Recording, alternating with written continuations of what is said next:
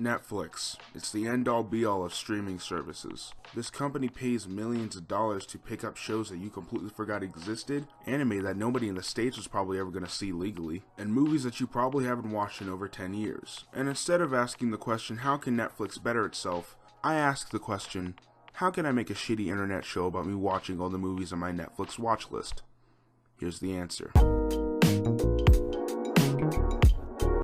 Welcome to the Q Show, everybody, a new show where I go through my Netflix watch list and talk about the things I don't want to make full videos on. Now, is this just an excuse to watch things I was never going to watch and make content about it?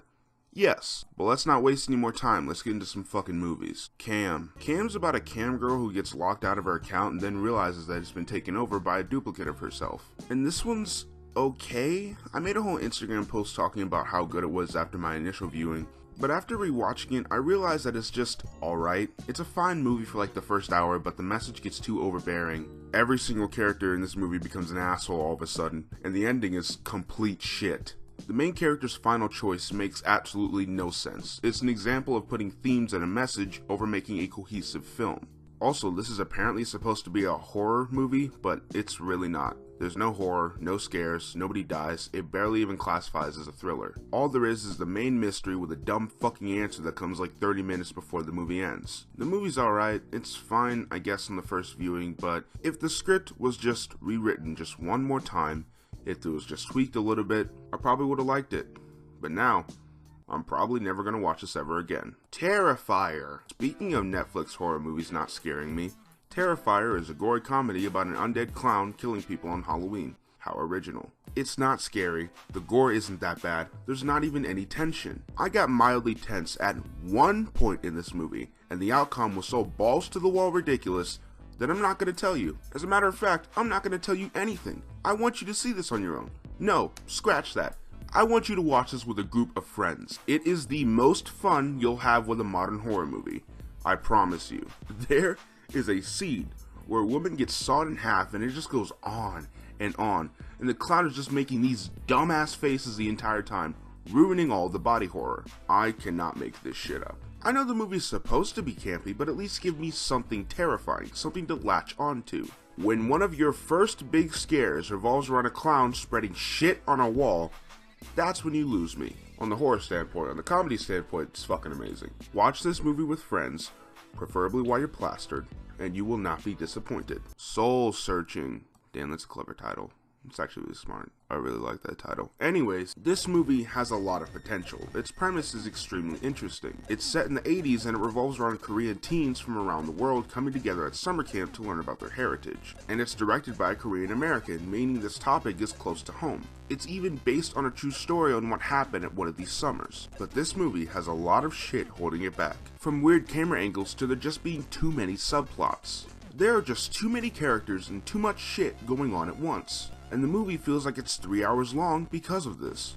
And there's one big thing that I have to mention. I'm not somebody who gets really bothered by insults or slurs, and I know that it's supposed to be a sign of the times, but when I say this movie says nigga and every other derogatory term for black people a lot, I mean that shit. It said so much, like, just tone it the fuck down a little. And it's not just said by the racist character in the movie, you heard that right. It's said by a couple others just nonchalantly. Anyways, besides all that, it's an otherwise fine movie if you like Korean culture or if you like 80s movies. Its pace is just incredibly sluggish at times, and if you're offended by slurs, you'll get extremely uncomfortable.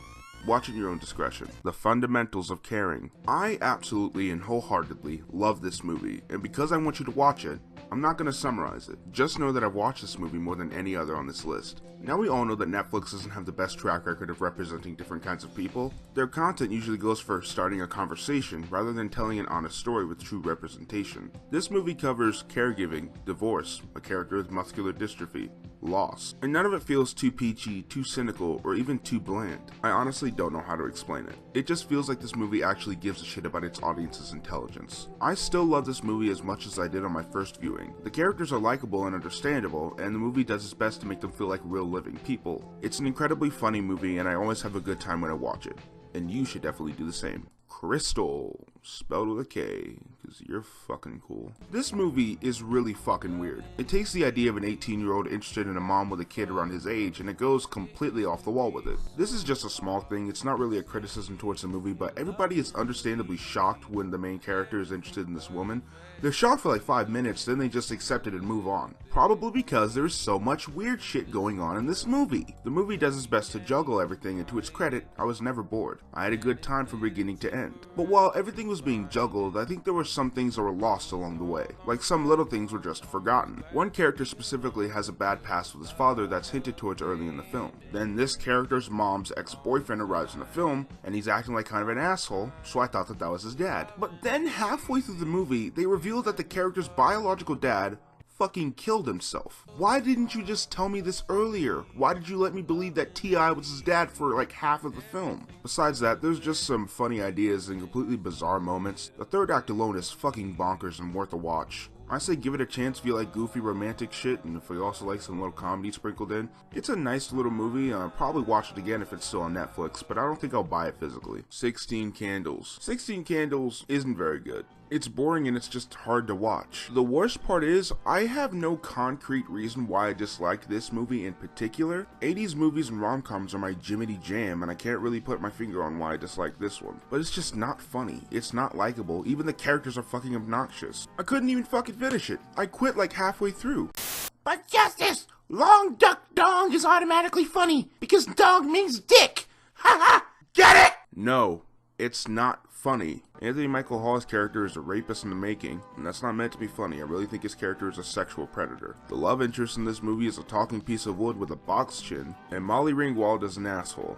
Just forget about this movie. Go watch Breakfast Club. Now I just want to take a quick break and put it out there that Netflix has a category called Cringe Binge, and on it is the world-renowned show Chasing Cameron about Cameron Dallas. Man, this was 2 years ago. I wonder what he's doing now. Oh. Okay, you know what? Let's just take this as a sign pointing me in the direction of the shittiest movie on today's list. Expelled is Ferris Bueller if Ferris Bueller's principal actually did something, and if Ferris Bueller was a shitty movie. There's so many videos talking about how bad this movie is, and I was tempted to do one, but I don't want to give blatant ripoffs attention. The interesting thing about Ferris was that yeah, he was a bit of a dick, yeah, he was immature, but he wasn't a completely terrible person. Our main character in this film, I don't know his name, I'm just gonna call him Cameron Dallas. Cameron Dallas, however, is a dick. And not just in real life, apparently. No, but really, in this movie he commits crimes, almost gets arrested by the police, thinks his parents are complete idiots, he blackmails school officials, and by the end of the film he just slides by scot-free. It feels like Alex Goy wanted this to be his Ferris, like he wanted to be the next John Hughes. But he doesn't understand why Hughes was so successful. Hughes cared. Hughes wrote interesting plots and captivating characters, and he chose people who were right for that role, not some guy who got famous because he's pretty and is now assaulting people in his hotel room. I want to care, and I want to explain further why this movie sucks, but I don't care. I can't care, because the people working on this didn't, so why should I? Okay, at the end of each episode I'm going to give 2 awards, one to the movie that you should definitely watch, and the other to the movie that you should avoid, like the plague. The best of the best goes to Fundamentals of Caring. I genuinely think that you should watch this movie. If you pull anything away from this video, go watch Fundamentals of Caring. And the worst goes to Expelled. What the fuck did you expect?